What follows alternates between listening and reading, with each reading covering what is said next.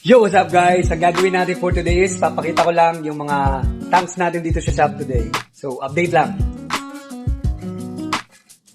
Ayan guys, ang first tank is yung Dutch style na low maintenance. Ayan siya. Ayan, yung mga plants na yan is mabubuhay lahat kahit walang CO2. Ayan sila guys. Ayan, ayan pakita natin yan. Ayan. Ang tawag dyan pag mga plants lang lahat is Dutch style. Ayan. Ang second tank natin is ito na ginawa natin 2 weeks ago. Ayan siya. Bushla ng tawag ko sa tank na to. And ito yung pinakabago. Ayan. Yung hardscape pa lang siya. Then soon, escape natin. Ang pang third is yung bonsai tank na na-vlog na natin last time. Ayan siya. Same dito. Na-vlog natin kung alin yung mga plants na nilagay natin. And here also.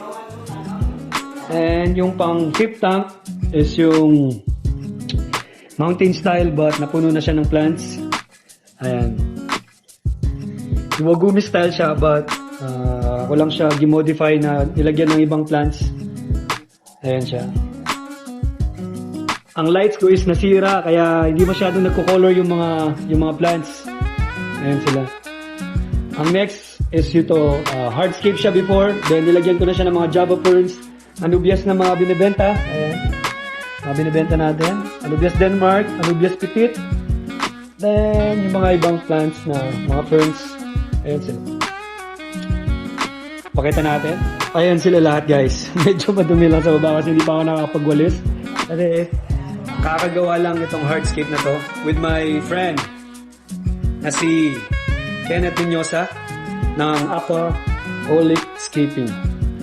Ayan sila guys. Ayun na nga guys, hanggang dito na lang ang ating mini vlog. Pinakita ko lang yung mga escape natin dito sa shop. Peace out.